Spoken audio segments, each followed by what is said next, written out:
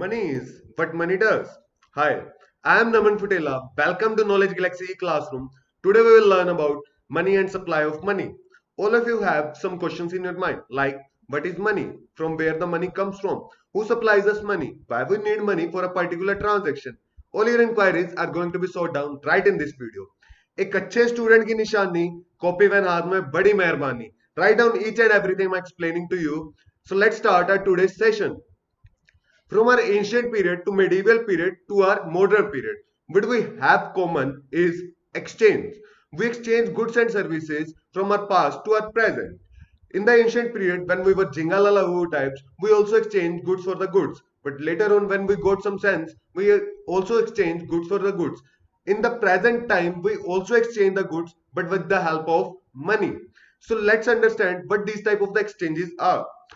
Basically, we have a barter system of exchange, that is, particularly goods were exchanged for a goods. In the barter system of exchange, where a buyer and the selling transaction happen simultaneously on a particular time. In this type of exchange, a buying or a seller are agreed to willingness to share or exchange the possession of the goods they have. Let me show you this by an example.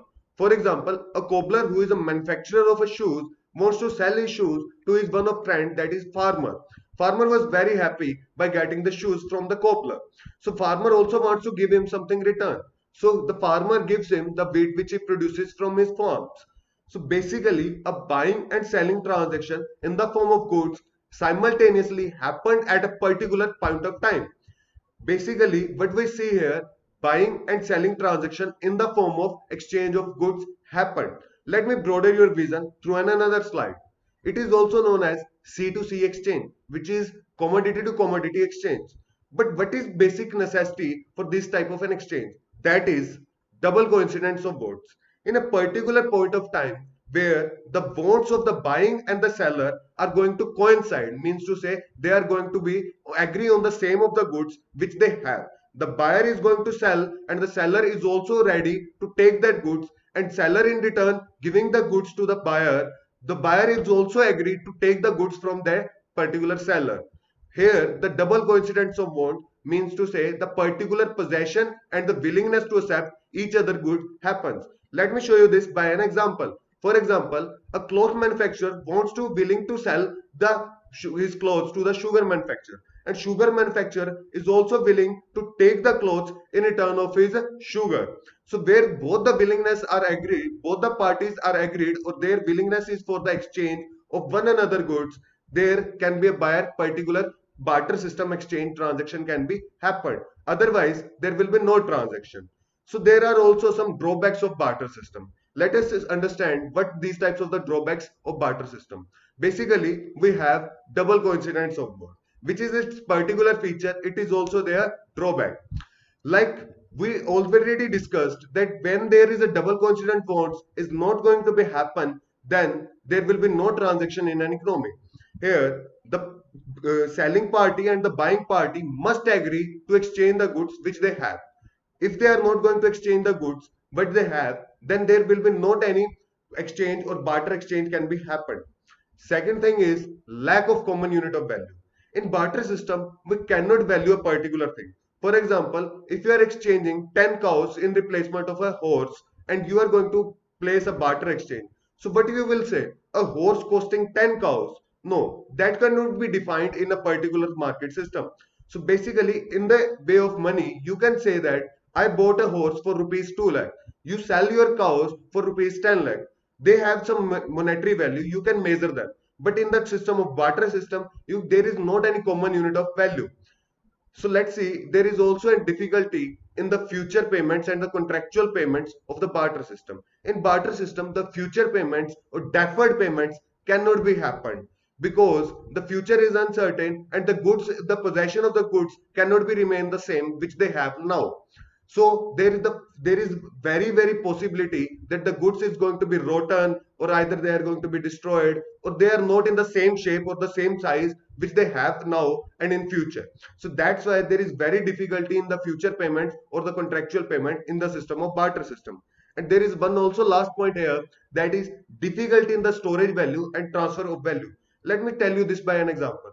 if you want to buy a truck of mangoes, basically you want to deliver that mango truck after 1 month. So what you have to do, you have to store that particular mango of truck. But in a particular month, the mangoes are going to be rotten. Maybe they are going to be worse than they ever. So the goods are not going to be, goods cannot be stored for a long period of a time.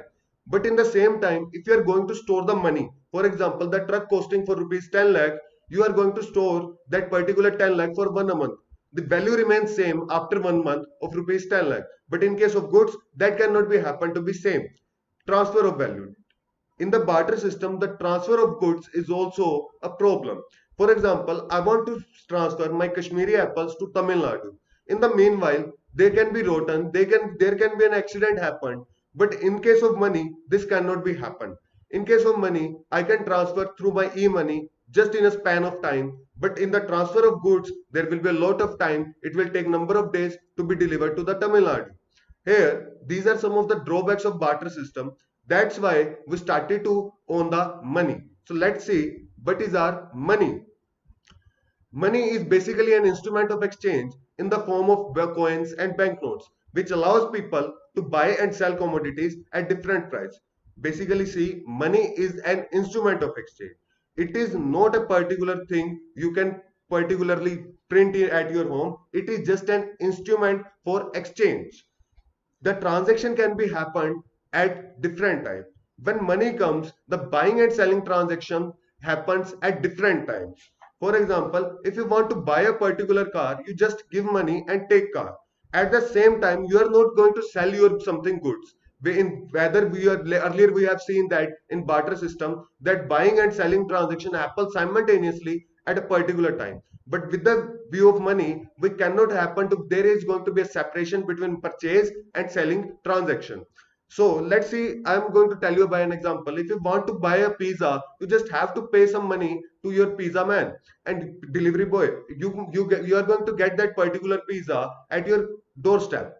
But in case of a barter system, you have to exchange something for that particular pizza. Here, buying and selling transaction are going to be different. So let's see some of its features of money. That is, it is medium of exchange. Particularly, money is made for a particular medium of exchange, so that buying and selling can be happened for a particular period, different period of a time. It can be stored. Money can be stored. All of you have money in your house, in your wallets, in your safes, in your banks.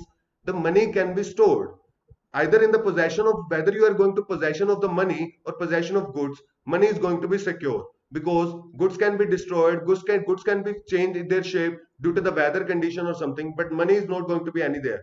Money can be stored for a long period of time. So it is also have their important characteristics that money can be stored. And the third point is it is measure of value. Money is a particular medium for measuring the value of the commodities. For example, if you are going to buy a car, you are going to tell your family and friends that I bought this car for rupees 5 lakh. But in case of barter system, you are exchanging goods for the goods. You are not capable of measuring the value of a particular thing. Money can also be used as a deferred payments. Money is perfectly medium for the future payments or the contractual payments. In this type of the system, you can pay later on and buy now, or you can sell now or get the money later on. Along with the principal amount, you can also get the interest on your principal amount. So in case of money, the payment can be possible, the future payment can be possible. But in case of goods, the future payment is not possible. So that's why we have some characteristics of money. Let's see why there is an evolution of money. Evolution of money. Due to some drawbacks of the barter system, we started to revolve the money in our economy. Basically, where we started, you know, there were kings and the queens in the past time. So they started to make silver and gold coins in the past. So basically, but they started to revolve a particular medium of exchange for the particular transactions. Later on, the kings and queens get some sense in their mind that these are the precious metals. So they also started to use the alloy metals. So they are going to manufacture the alloy coins or alloy metal coins. Basically, they moved from the precious metals to our basic alloy metals. So they started to melt an alloy and going to form that particular coins. Later on, we are also moving to our paper money, which we rarely use now. we can see that in your hands you can use a particular paper money for a limited number of transactions. Later on, we also move to our new type of money, that is plastic money, that is debit card or credit card, or you can say that your gift cards. But now the era is of e-money. You are going to start the paying by e-money like Paytm, Phone Pay, Google Pay. You don't need money in your hand, you just need to transfer by your phone. Basically, what you have. So let's discuss about the forms of money. From paper point of view, it is very important question for about the forms of money. Basically, we have our first, that is fiat money. Fiat money is that money which is in order or authority issued by a government like coins or note. It is a particularly legally tendered which is we accept as a medium of an exchange, like a 10 rupee coin and 1 rupee coin, a 10 rupee coin or 2000 rupee note. Particularly, these are issued or authority or a particularly authority of an India. We accept this money as a legal tender as a medium of exchange. No one can regret it that I cannot accept that particular type of money. In a particular country, this type of money can be happened. Like in USA, there can be dollar. In Japan, there can be yen, and in Europe, there can be euros. And there are many types of the currencies which we deal up. Here, the second type of money is fiduciary money. Fiduciary money is not a legal tendered money, but yet we accept it as a medium of exchange due to there is a trust between payer and pay, like our checks or our promissory note, like BRBP, we have already studied in our class plus one in our subject accountancy. The fiduciary money is always there. We can accept it as a medium of exchange. We accept it as because of a particular transaction. We accept it for a deferred payments. We accept it for a particularly credit worthiness of the business. So fiat money is that particular money which is issued by a particular authority like government or by the particular RBI authority. And fiduciary money is that particular medium of exchange which enhanced our business policies, which enhance our credit worthiness of the business. And the third type of money is our particularly, you can see that full bodied money.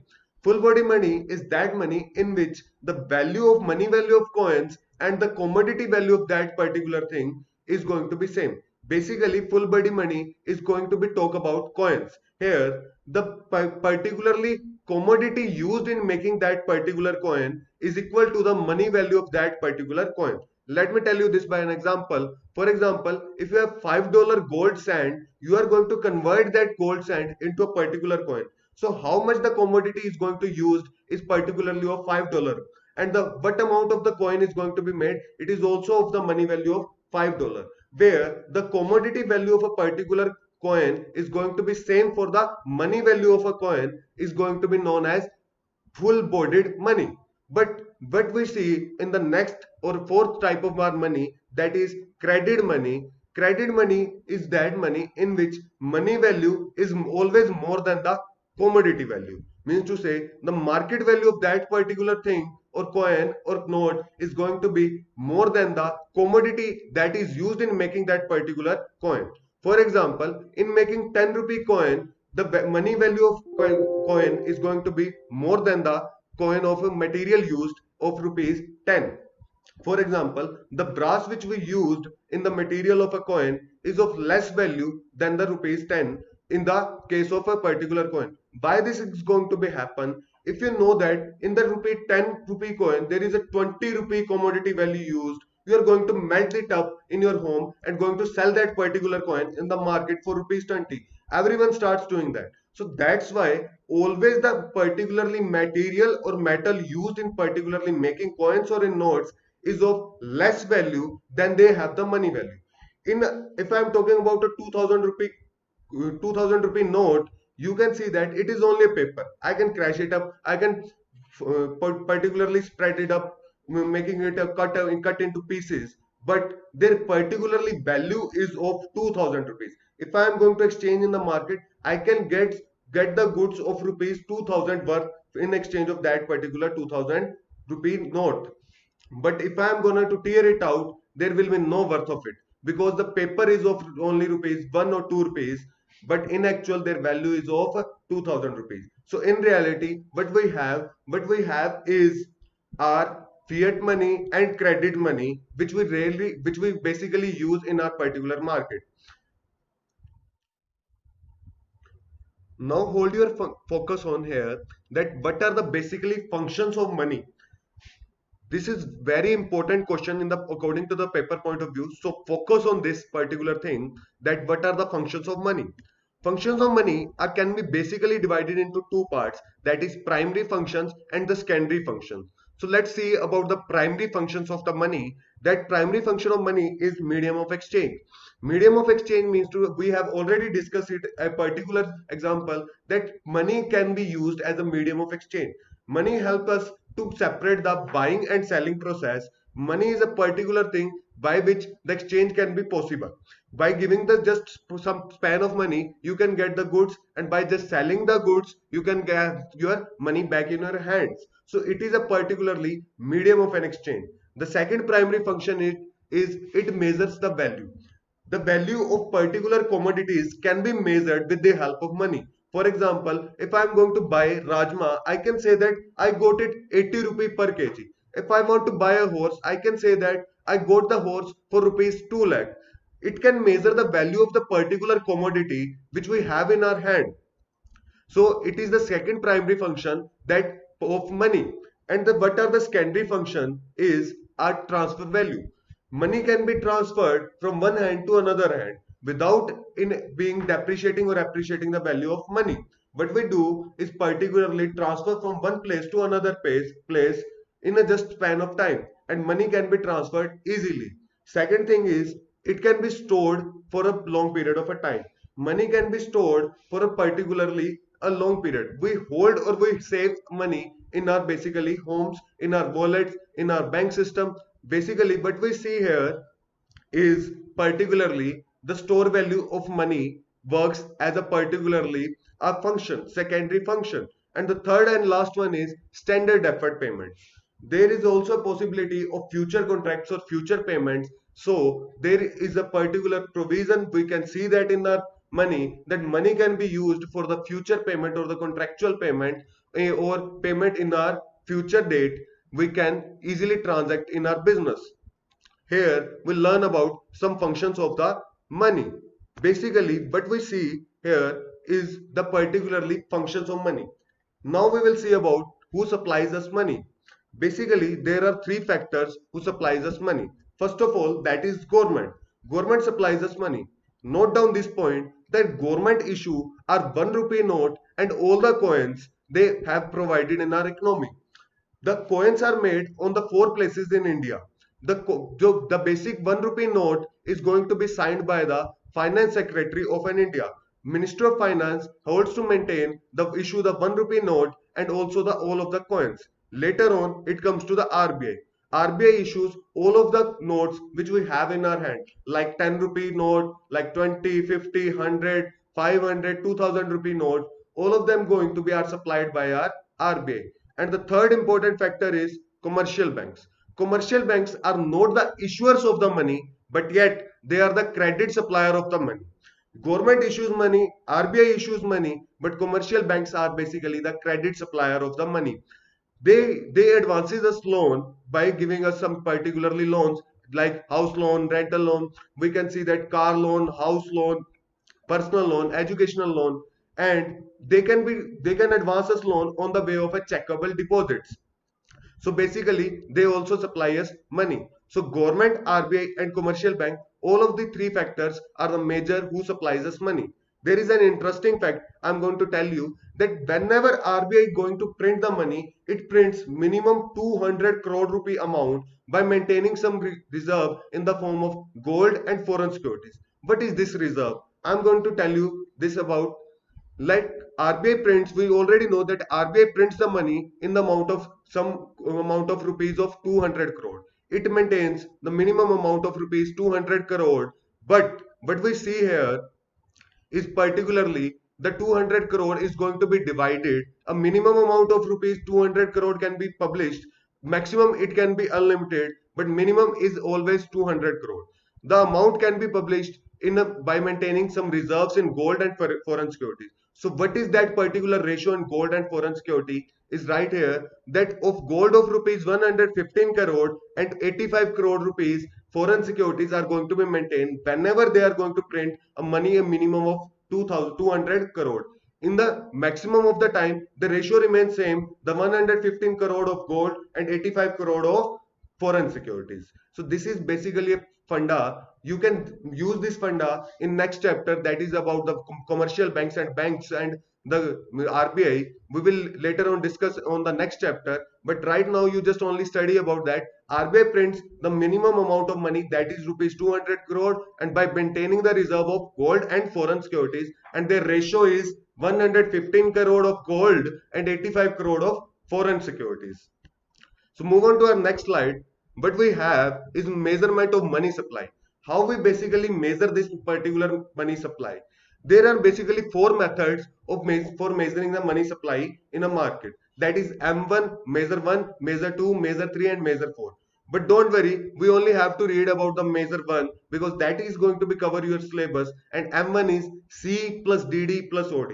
So let's discuss what is C plus DD plus OD. M1, where C refers to the currency held by the public, means to say the all of the coins or the paper notes which you have in your hand or the public in your house, in your wallets, is going to be covered up in this to particularly measure.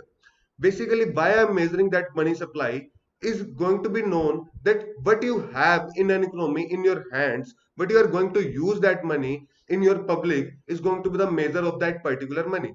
So second one is DD, that is demand deposit. Demand deposit is by the public which they deposit to the commercial banks. These are also known as checkable deposit, that at the when they need the money, they can go to the bank and withdraw it from the bank. These are also known as checkable deposits and can be demanded anytime. So it is a particularly DD, that is known as demand deposit. It is also the public cash which they held. They can be used at a particular point of time. They can use any point of time, and it is also held by the public. And the third one is the OD. OD refers to the other deposit. OD includes some of the things, that is demand deposit by the RBI of the financial institution like NABARD is going to save that money to the RBI. The NABARD financial institution having the money is going to deposit that money with the RBI. And second thing in, when foreign central banks or foreign government is going to deposit the money with the RBI. And the third one is when the international financial institution like IMF, World Bank are going to deposit that money into the RBI. These are going to be the other deposit. This can be also be used by the public. So this is the basically a particularly public the money which they had in their hands, which they have there in hands for a particular use. So basically what M1 does not include.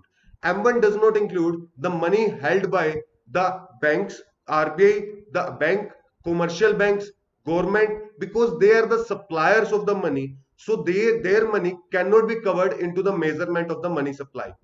Basically, what we cover are the public cash which we have in our hands. So M1 is known as C plus DD plus OD. Let's understand this with the help of a flow diagram. Basically, we have an M1. M1 can be subdivided into three particular parts, that is currency with the public and demand deposit with the commercial banks, and third one is other deposits with the reserve bank. Other deposit can be further categorized into three parts, that is demand deposit with the RBI by the public institution like NABARD, and demand deposit with the RBI for like foreign central government or foreign government banks with the RBI, and demand deposit of the international financial institution like IMF and World Bank. So let's we understand this concept of supply of money. Focus on the demand deposit of the commercial bank. I am going to broaden your vision of particularly demand deposit of the commercial bank. Let's see about gross demand deposit and net demand deposit. What is the difference between gross demand deposit and net demand deposit? We have already studied about demand deposit. So what is gross demand deposit and net demand deposit here? We can see that gross demand deposit includes interbanking claims, while net demand deposit does not include interbanking claims. What are interbanking claims? Whenever there is a shortage of cash in a bank, they are going to particularly call money from the another bank. So they have interbanking claims from their particular in day-to-day practice. So when we are going to count that interbanking claims in a particularly demand of a particular bank, then it is going to be known as gross demand deposit. While when we exclude the interbanking claims, it is going to be known as net demand deposit. interbanking claims are part of demand deposit. Obviously, the part that there is when we do is a particular transaction, we do the deposit into the bank. It is also a demand deposit. When they particularly money is going to be transferred to another bank, it is also their demand deposit. But interbanking claims are part of deposits at that particular time. But in net demand deposit, there cannot be any interbanking claims, and these are not going to be the part of demand of the public. So we only use net demand deposit as a part of supply to our M1 sector. So we will only learn about net demand deposit that we can use in our particularly economy. Later on, we will see about injection and leakages. How the injection and leakages is going to work in and particularly economy. Let me tell you that there are basically three things which we cover is RBI who supplies us money, the government, and after that there is our commercial banks. Commercial banks are going to be provide us money. So they all basically revolve the money in a particular economy. Where but we see is in a particular economy when there is any leakage or an injection, when the particularly banks are going to higher their interest rates or lower their interest rate by the way of increasing or decreasing interest rate, they can inject or leakage in a particular economy. So when they are going to higher their particularly interest rate, the people start to save more. So there is a leakage in the economy. When that particularly people are going to put that money into their banks, so the revolvement of the money in an economy is going to be down. So that is known as the leakage in a particularly economy. While when they are going to lower their interest rate, so the people are going to put the money out from the bank and start to put that money into again into the economy. This is going to be known as injection. So here we see what do you mean by injection and leakage. Later on, we are also going to talk about some high powered money versus bank money. What is high powered money? High powered money is basically the total of the currency held by the people, the wallet cash of the commercial bank, and the cash reserves of the commercial banks with the RBI is known as the monetary base or base money in an economy. But keep in mind, while in the supply of money, we only calculate the currency held by the people, not the currency wallet cash by the commercial bank, not the currency held by the RBI, not the currency of the government. But in high powered money, we calculate the sum of three things, that is currency held by the people, the wallet cash of the commercial banks, and the third one is cash reserves with the commercial bank. This is known as the monetary base or base money in an economy, which is going to be revolve in a particular economy. But what do you mean by the bank money? Bank money refers to the credit creation by the way of checkable deposit or demand deposit in a particular economy. These credit creation are by the way of advancing loans to the general public. So this is for this session. We will learn in the next session something more. Thank you for this video. Please like, subscribe and share my video. Thank you.